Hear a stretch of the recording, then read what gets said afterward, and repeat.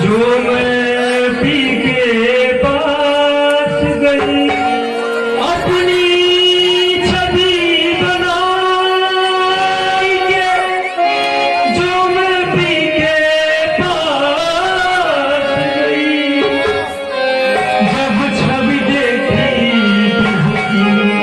तो मैं अपनी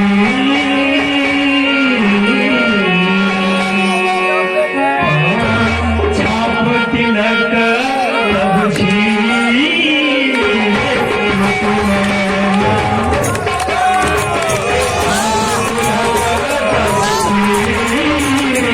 तब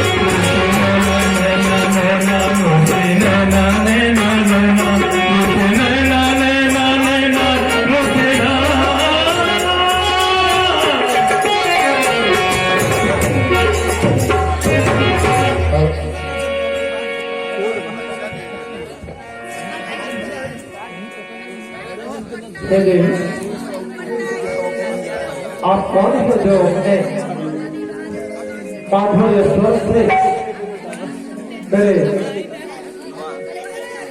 मन को आकर्षित करने किसी अवस्था में खबर करते हुए एकांत में शांत चित्त होकर के थोड़ा सा मंत्रित करना चाह रहा था, किंतु आपके सुंदर स्वरों के शब्द को सुनने के उपरांत में स्वयं को आपके पास आने से रोक। आप सत्य कह रहे हैं मालवीय। प्राणी इस नासवान दुनिया में सुख दुख मोह माया के चक्कर में फंसा हुआ है, पर हे महाराज, आज आप जैसे पराक्रमी महाराज को अपने सामने देख के मैं धन्य हो गई। महाराज, मैं आपको कोटि कोटि नमन करती हूँ। जाने के बाद बहुत दिनों के उपरांत मन को बड़ी शांति मिले और आपके स्वर के साथ साथ आपने जो अभी अपने सुंदर शब्दों के द्वारा जो उच्चारण किया, वे शब्द मुझे तो अतिशय प्रिय लगे। ये तो आपकी उदारता है महाराज। मैं तो पेशे से एक नृत्यांगना हूँ, गीत गाना, नृत्य करना ये तो मेरा पेशा है महाराज। हे देवी, शब्द से ना तो कोई अर्थक होता है और ना ही कोई कुलीन उच्च होता है। व्यक्ति का कर्म ही उसे महान बनाते हैं और व्यक्ति का कर्म ही उसे निंदनीय बनाते हैं। आप चाहे किसी कुल में, किसी वंश में जन्म ली हो या किसी भी परिवार में आपकी परवरिश हुई हो, परंतु आपका विचार सुनकर मुझे बड़ा आनंद और शांति का अनुभव हुआ है। आप यहाँ अपने संगीत के माध्यम से जो पर पुरुषों को आकर्षित करती हैं, आपके विचारों के अनुकूल महाराज, मैं तो आप ही के इस राज्य की एक छोटी सी नृत्यांगना हूँ और महाराज आज मैं आपको कुछ देने आई हूँ महाराज। अवश्य देवी, यदि आपकी निष्ठा है, आपके अंदर कुछ देने का भाव है तो अवश्य मैं उसे स्वीकार करूंगा, क्योंकि राजा का यह दायित्व है कि उसकी प्रजा से उपहार स्वरूप भेंट तुच्छ वस्तु भी महानतम होती है। ये तो आपको बताता है महाराज, पर मैं चाहती हूँ कि ये दिव्य फल जो मेरे हाथों में है इसे आप ग्रहण करें महाराज।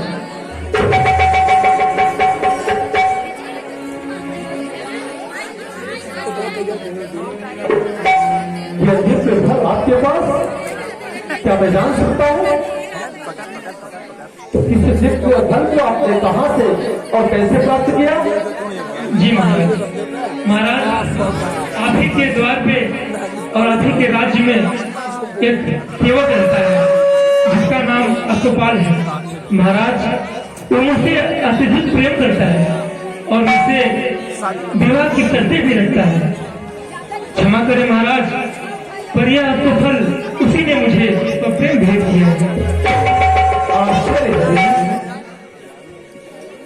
आश्चर्य, यह दिव्य फल मेरे ही महलों से एक अश्वपाल के द्वारा आपको सौंपा गया और आपने अपने विचारों से निश्चय किया कि यह फल आपके लिए ही बल्कि हमके लिए उपयोगी है, जिसको ग्रहण कर मैं प्रजा का कल्याण करूंगा, क्योंकि योगी गोरखनाथ का भी यही ध्येय था। परंतु मैंने उनके ध्येय का सम्मान नहीं किया, बल्कि अपने प्रियतमा पिछला को यह दिव्य फल समर्पित कर दिया। आज आपने इस फल को देकर के प्रेम की बड़ी पट्टी को अनावरण कर दिया है। आज से आपको नृत्य करने का कोई प्रयोजन नहीं होगा, क्योंकि आज से आपके जीवन यापन की सारी जिम्मेदारी उज्जैनी के राजकोट से निर्वहन की जाएगी। इसलिए आज से आप स्वतंत्र हैं और आप अपने इच्छा अनुरूप जीवन व्यतीत कर सकती है, जो कि मालवा के हर प्रजा का अधिकार है। नहीं महाराज,